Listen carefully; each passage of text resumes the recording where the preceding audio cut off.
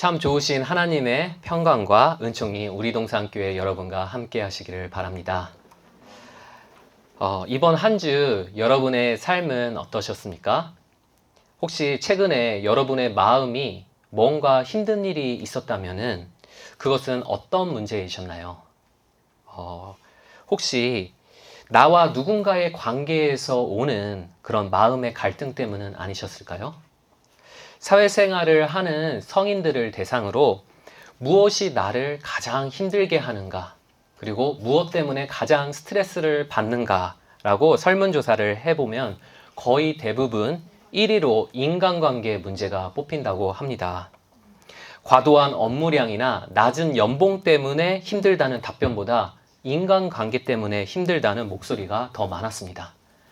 반대로 당신이 행복하기 위해서 필요한 것은 무엇이라고 생각하십니까? 라고 물었더니 건강과 돈이라는 답변이 각각 2위, 3위였고 행복한 가정이라는 답이 1위였습니다. 이것 또한 인간관계에 해당하죠. 이처럼 사람들은 관계 때문에 가장 많이 울고 또 관계 때문에 가장 많이 웃으면서 내 인생의 가장 소중한 것이 바로 이 관계라는 것을 피부로 느끼면서 살아가고 있습니다. 성경이 처음부터 끝까지 일관되게 가르치는 한 가지가 있다면 그것은 하나님과의 관계야말로 우리 인간에게 있어 가장 소중한 것이라는 것입니다. 그런데 하나님과의 관계에 있어 반드시 알아야 할 것이 한 가지 있죠. 그것은 하나님께서는 인간과 관계를 맺으실 때 이 두 양자 사이에 언약이라는 거룩한 약속을 세우신다는 것입니다. 대표적으로 하나님은 아담, 노아, 아브라함, 모세, 다윗을 통해서 사람들과 언약을 세우셨죠. 왜 하나님은 언약으로 관계를 맺으실까요? 그것은 하나님 자체가 언약적인 존재이시기 때문입니다. 성부, 성자, 성령은 영원 전부터 서로 간의 사랑과 충성을 바탕으로 함께 지내오셨죠. 또 이 세상을 창조하시고 구원하시는 모든 계획과 실행을 독단적으로 하지 않으시고 성부, 성자, 성령이 서로 간에 맺은 언약대로 함께 해가십니다. 하나님은 자신의 이런 언약적인 모습을 따라서 우리 인간을 창조하셨기 때문에 우리도 하나님을 닮아서 남들과 관계를 맺을 때 약속을 하죠. 부부의 관계를 맺을 땐 결혼이라는 약속을 합니다. 친구를 사귈 땐 서로에게 무언으로 우정을 약속하죠. 또 비즈니스 상대하고는 계약을 합니다. 이렇게 우리가 맺는 모든 관계의 중심에는 약속이라는 것이 있죠. 오늘 본문이 다루는 것은 하나님과 이스라엘 사람들 사이에 맺어진 언약인데요. 이 본문을 제대로 이해하기 위해서는 32절이 언급하는 그 출애굽 직후의 언약을 먼저 살펴봐야 합니다. 하나님은 이집트에서 노예 생활을 하고 있던 이스라엘 사람들을 모세를 통해서 구해내셨죠. 그리고 이스라엘을 자기 백성으로 삼으시고 언약을 세우셨습니다. 이 과정에서 하나님은 이스라엘 사람들이 지켜야 할 그 계명들을 돌판에 새겨주셨습니다. 돌판. 이 돌판에 계명이 주어졌다는 것은 죄에 물든 우리 인간에게 있어 굉장히 중요한 전환점이었습니다. 우리 인간이 저지른 최초의 죄는 무엇이죠? 네, 맞습니다. 네, 하나님이 금지하신 열매를 먹고 나를 다스리시는 하나님의 주권을 벗겨낸 것이죠. 대신에 내가 하나님처럼 되어서 내 인생을 스스로 다스리려고 했습니다. 하나님의 개입하심이 없이 내 스스로를 다스리는 것, 바로 자율이죠. 바로 자유를 원한 것이 우리 인간의 최초의 죄였습니다. 네, 자율은 영어로 autonomy인데요. 오토라는 그 접두어는 스스로, 혼자를 뜻하는 그리스어에서 왔습니다. 그리고 노미라는 그 전미어는 법을 의미하는 그리스어에서 온 것입니다. 내 스스로가 법이 되어서 나 스스로를 다스린다는 것이죠. 내 욕망을 최고의 법으로 삼고자 하는 그 자율, 이것이 죄인된 우리가 기본적으로 가지고 있는 습성입니다. 하지만 하나님은 이스라엘이 내 자신의 욕망이 아니라 돌판에 새겨진 하나님의 계명을 따르도록 하셨습니다. 그들이 하나님의 백성으로서 자유를 벗고 다시금 신율, 즉 하나님의 법, 하나님의 다스림을 입도록 하신 것이죠. 내 뜻이 아니라 하나님의 뜻에 순종하는 제사장 나라, 거룩한 민족으로 삼고자 하신 것입니다. 그런데 이스라엘은 아직 돌판에 잉크도 마르지 않았는데 심각한 문제를 일으키고 말죠. 모세가 하나님의 계명을 받으러 잠시 자리를 비운 사이에 금송아지 상을 만들고 그 앞에서 춤추고 잔치를 벌였습니다. 모세는 그 모습을 보고 산 밑으로 그 두 돌판을 내던져 버리죠. 그 와장창 깨져버린 그 돌판은 하나님이 불순종한 이스라엘에게 얼마만큼 실망하고 분노하셨는지를 잘 나타냅니다. 인간은 하나님의 법보다 내 욕망이 실현되는데 더 유리해 보이는 것들을 우선한다는 것이 이 금송아지 우상 사건을 통해 드러난 것이죠. 우리 인간이 자율로부터 벗어나서 이 신율의 존재로 거듭나기 위해서는 그분의 법이 내 밖이 아니라 내 안, 내 마음에 새겨져야 했던 것이죠. 하나님은 이스라엘을 멸하고 싶을 만큼 화가 나셨지만 참으셨습니다. 그리고 새 돌판 위에 계명을 다시 새기시고 그들과 또 언약을 맺으셨죠. 하나님의 말씀을 지키면 복이 있을 것이나 지키지 아니하면 무거운 벌로 이어질 것이라는 것을 명확히 하셨습니다.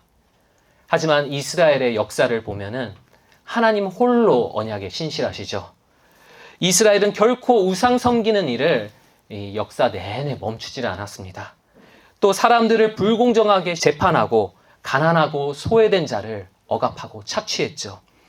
이스라엘은 언약을 어기고 하나님이 이미 예고하신 대로 패망의 길을 걷기 시작하는데요. 이스라엘은 북이스라엘과 남유다로 분열되죠. 그리고 BC 722년에 북이스라엘이 먼저 아수르에게 정복당합니다.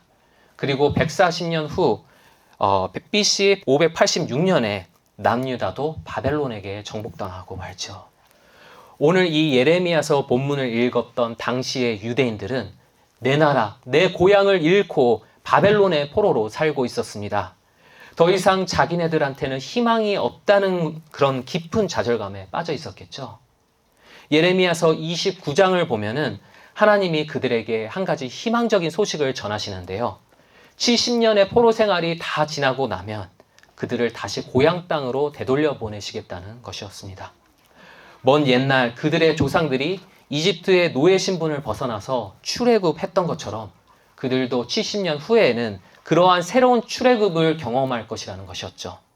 하지만 그것만으로는 유대인들에게 진정한 위로가 될 수가 없었습니다. 왜냐하면 아무리 고향 땅에 되돌아갈 수 있다 한들 자기들의 마음이 변화되지 못한다면 그들은 앞으로도 하나님의 언약을 지킬 수가 없기 때문입니다.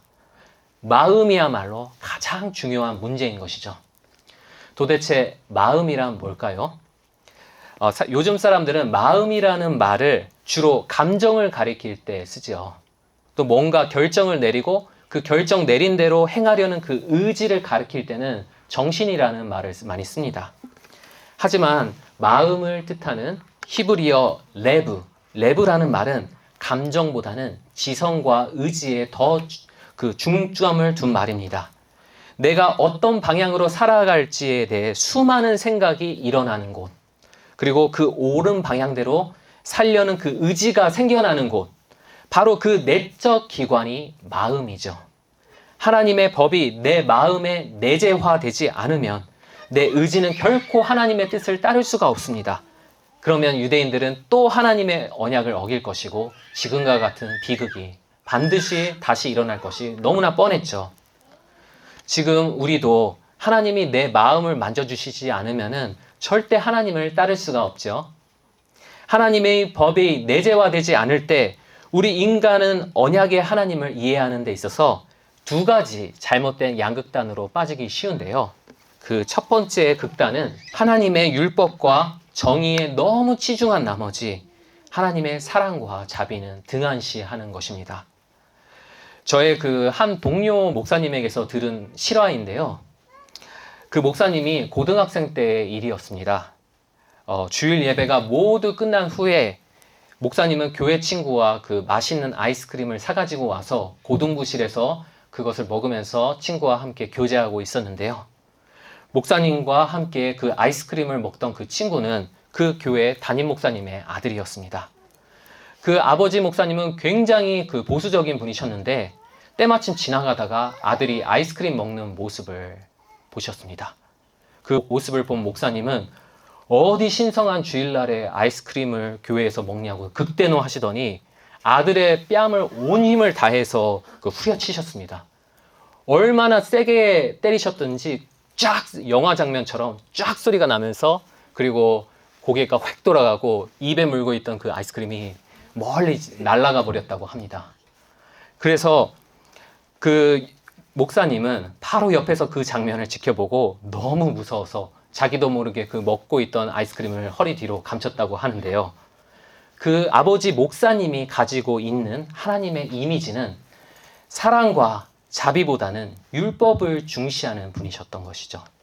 제가 말씀드리려는 것은 그 아버지 목사님이 믿음이 없다는 게 아닙니다. 우리 그리스도인은 구원의 완성에 이를 때까지 누구나 어느 정도는 율법주의적인 모습을 가지고 있죠. 하지만 하나님의 법이 내재화되지 않으면 그런 율법주의적인 성향이 더욱 도드라진다는 것입니다.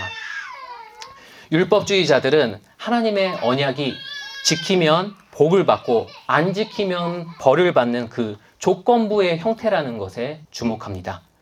율법의 정신보다 율법 준수에 더 집착하죠. 마치 돌아온 탕자 이야기의 첫째 아들과 같죠. 첫째 아들은 늘 아버지가 명하는 대로 성실히 따랐고 또 둘째 아들은 그 정반대였습니다. 첫째 아들은 아버지 곁을 떠나서 흥청망청 사는 자기의 동생을 보면서 깊은 우월감을 느끼고 있었습니다. 그런데 아버지가 그런 페류나 같은 동생을 다시 받아주고 잔치를 벌이자 화가 치밀었죠. 아니 아버지, 이보세요. 나는 아버지를 위해 이만큼 일했다지만 아무것도 안 한 저 방탕한 자식한테 이런 대우를 해주신다니 이건 말도 안 됩니다. 라고 따졌습니다. 여기서 첫째 아들의 태도는 율법주의의 폐해를 보여주는데요. 첫째, 내가 아버지께 받은 것은 은혜로 주어진 선물이 아니라 나의 노력과 공로로 얻어낸 당연한 보상이라고 착각한다는 것입니다. 내가 가지고 있는 모든 것이 내 공로 때문이 아니라 하나님의 은혜 때문임을 인정한다면은 이 자기 동생을 향한 아버지의 사랑이 화가 나는 것이 아니라 오히려 기뻤겠죠. 율법주의의 두 번째 폐해는 나의 공로를 근거로 해서 아버지를 조종하려 한다는 것입니다. 나는 당신을 위해 이만큼 일했으니 헌신했으니 당신은 내 말대로 하셔야 됩니다. 라고 아버지를 내 목적을 이루기 위한 수단으로 삼습니다. 우리는 교회 내에서도 이와 비슷한 모습으로 내 헌신을 내세워서 사람들에게 그의 정당한 대우를 바란다거나 하나님이 마치 자기에게 빛이라도 지신 듯이 내게 복 주시기를 강요하는 경우를 종종 볼 수 있죠. 하나님은 결코 우리가 그분을 향한 사랑을 결여한 채 율법의 껍데기만 준수하는 것을 원치 않으십니다. 또 하나님의 법이 내재화되지 않을 때 우리 인간은 하나님의 사랑과 자비만 강조하고 율법은 등한시하는 방종의 극단에 빠지기 쉽습니다.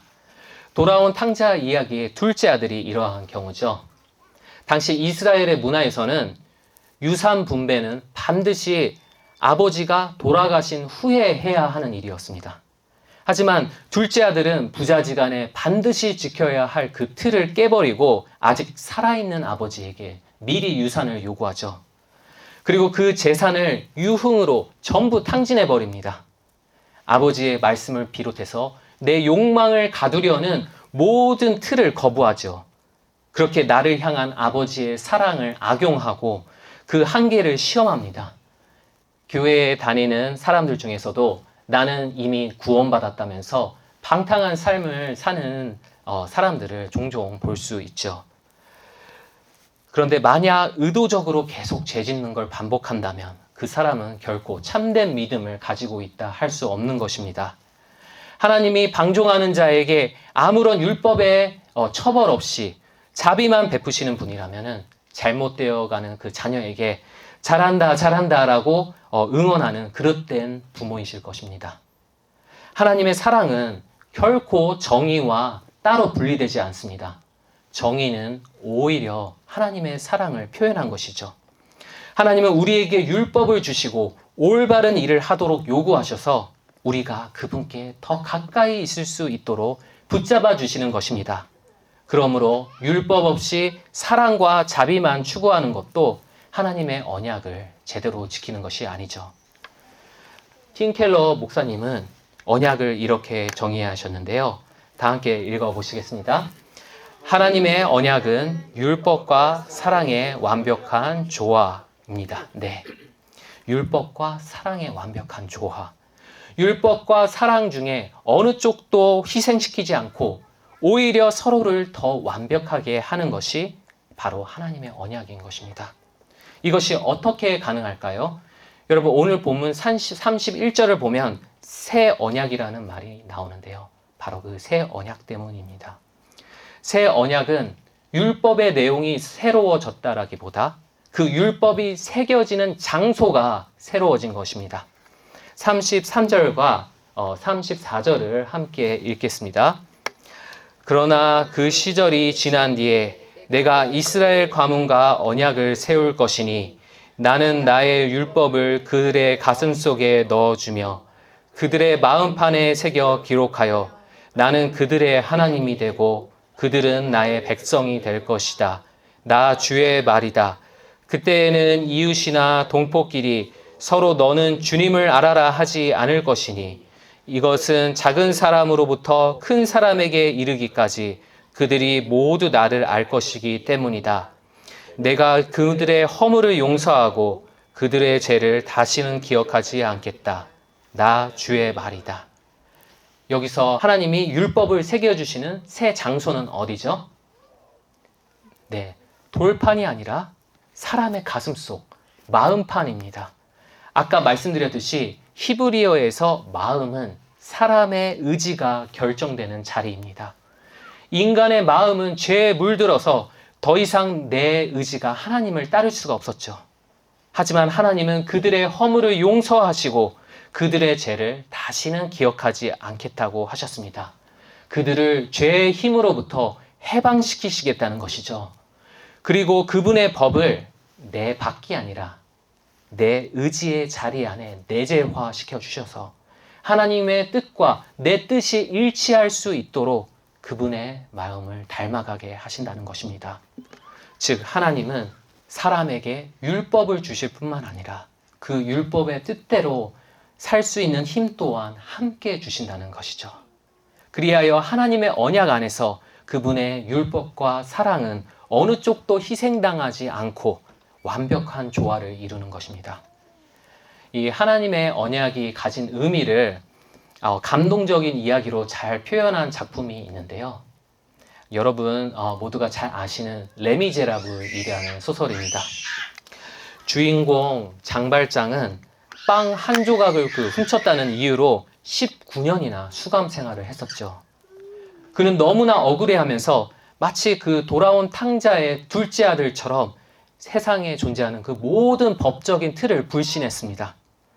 감옥에서 출소한 장발장은 먹을 것과 잘 곳을 찾아서 헤매다니는데요. 모두가 그를 배척하는데 오직 한 사람, 미리엘이라는 신부만이 그를 환영해 주었습니다. 굶주린 그에게 따뜻한 식사를 대접하고 편안하게 잘 수 있는 잠자리를 제공해 주었죠. 하지만 장발장은 과거의 그 습관을 버리지 못하고 거기 있는 그 은식기를 훔쳐서 달아나죠. 그는 이내 경찰에 붙잡혀서 다시 신부 앞에 끌려왔습니다. 신부가 장발장의 범행을 인정하면은 그는 평생을 감옥에서 다시 지내야 할 운명이었습니다. 하지만 놀랍게도 신부는 그것은 장발장이 훔친 것이 아니라 내가 그에게 선물로 준 것이라고 말합니다.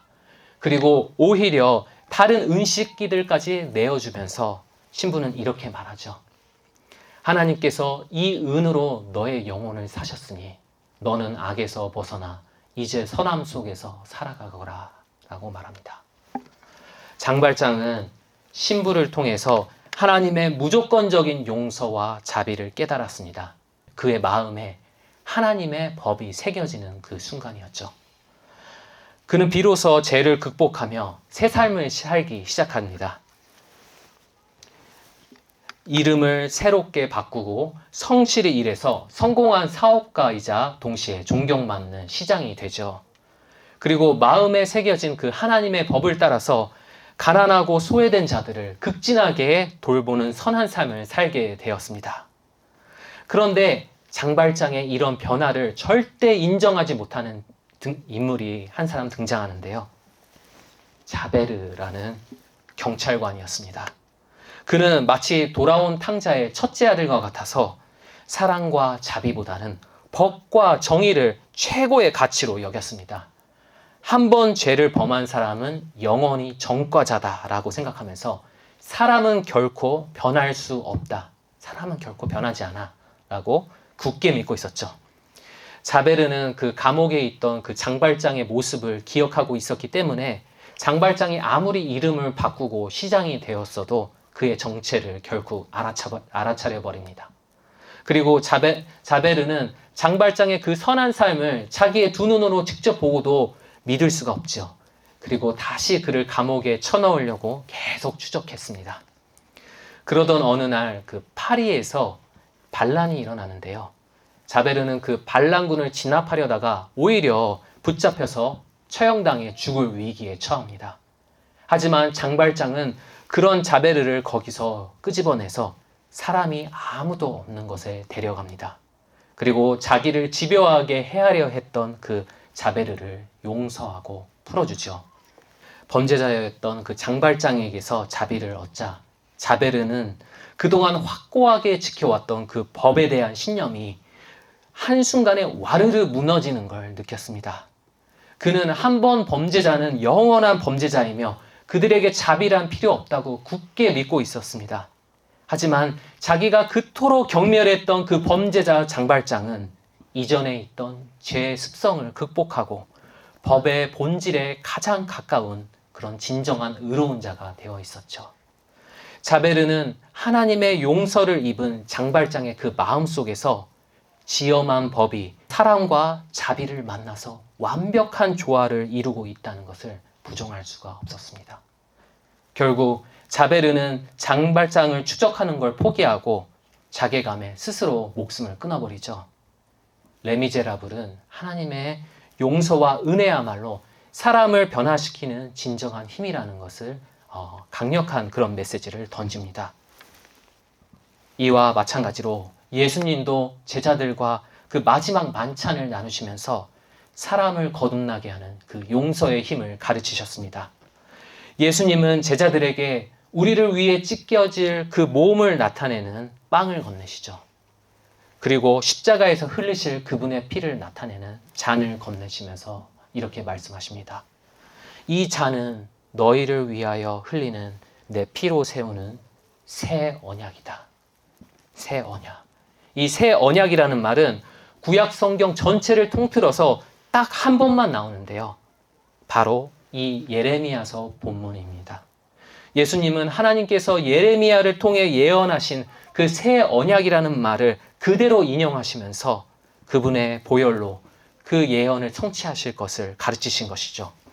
그분께서 우리를 위하여 우리가 지키지 못한 모든 지엄한 율법의 심판을 대신 짊어지셨기 때문에 하나님은 우리의 허물을 용서하시며 우리의 죄를 기억하지 않으신다는 것입니다. 그리고 예수 그리스도는 지금 이 순간 새 언약의 메시지를 듣고 있는 여기 있는 우리 모두에게도 이렇게 말씀하시죠. 내가 나의 이 보혈로 너를 샀으니 너희는 이제 악에서 벗어나 하나님의 자녀로 살아가거라. 나는 너희의 죄를 사할 뿐만이 아니라 하나님의 법을 너희의 마음속에 새겨주리라 라고 하시는 것입니다. 어떻게 우리의 마음에 하나님의 법이 새겨질까요? 성령을 통해서죠. 로마서 5장 5절에 의하면 하나님은 자녀된 자에게 성령을 보내주시고 성령을 통하여서 하나님을 향한 사랑, 즉 그분을 즐거워하고 기뻐할 수 있는 능력을 우리에게 부어주시는 것입니다. 그리하여서 우리가 의무감, 책임감으로 율법을 따르는 것이 아니라 기쁨과 즐거움으로 순종하게 하십니다. 다 함께 읽어볼까요? 성령은 율법이 나의 욕구가 되게 하신다. 네, 율법이 나의 의무이기 전에 나의 욕구가 되게 하신다는 것이죠. 우리 그리스도인들은 신앙의 경륜이 길어지다 보면 교회 안에서 사람들의 이런저런 인격적인 흠을 가까이에서 지켜보게 되죠. 그리고 사람을 변하게 하시는 그 하나님의 능력에 대해서 깊은 회의감에 빠져들긴 합니다. 내 자신의 신앙이 앞으로 더 성장할 수 있을지의 여부에 대해서도 회의적이 될 때가 많죠. 마치 자베르처럼 한 번 죄인은 영원한 죄인이다라는 편견에 사로잡혀 버리는 것입니다. 하지만 한 사람 한 사람의 내면에서 일하시는 성령의 역사는 우리 인간의 눈으로 다 파악할 수 있는 것이 아니죠. 성령께서 새기신 마음의 법은 우리의 육안에는 잘 보이지는 않지만 그 사람의 의지가 하나님의 뜻과 일치해 갈 수 있도록 평생의 여정에 걸쳐서 확실하게 변화시켜 가시는 것입니다. 오늘 우리는 하나님께 예배드리기 위해서 먼 길을 왔죠. 제가 여러분이 여기까지 오시는데 걸리는 소요 시간을 한번 계산해서 평균을 내보니까 1시간이 훌쩍 넘어가더라고요. 한 주간의 그 피곤이 몰려오는 이 주일 아침에 그 수많은 방해 요소에도 불구하고 우리가 여기 모였다는 것은 하나님께 예배드림이 우리 마음의 욕구가 되어가고 있다는 은혜의 증거일 것입니다. 또 교회에 오시자마자 우리 장로님 교회에 오시자마자 바로 동산에 가셔서 하나님께 부르짖으시죠. 이게 기도하지 않고는 버틸 수가 없다고 그 고백하시는 것을 우리 모두가 들었을 것입니다. 기도가 나의 의무가 아니라 나의 욕구가 되신 것이죠. 또 가난하고 소외된 자를 보았을 때 내 마음에 긍휼이 몰려오고 조금이나마 무엇인가 돕고 싶다는 그런 마음의 움직임이 생긴다면 하나님의 정의가 우리 마음의 욕구가 되어가고 있다는 증거일 것입니다. 실은 우리가 이미 누리고 있는 많은 영적인 열매들이 당연한 것 아니요. 우리가 감사해야 할 그런 하나님의 은혜인 것이죠. 우리를 자녀 삼으신 하나님은 모든 여정 가운데 우리와 함께 하시며 친밀한 관계 속에서 우리가 그분을 진정 알고 진정 닮아가게 하십니다. 이 사실이 이 험한 여정을 우리가 걸어가는 데 있어서 얼마나 큰 힘과 위로가 됩니까? 여기 있는 우리 한 사람 한 사람은 정말 연약하죠. 하지만 우리를 자녀 삼으신 그분은 위대하십니다. 그분이 베푸시는 용서와 그분이 우리 마음에 새겨주신 그 새 언약 안에서 우리 동산교회가 하나님 나라의 신유를 입은 거룩한 공동체가 되도록 이끌어 가실 하나님의 놀라운 은혜를 기대합니다.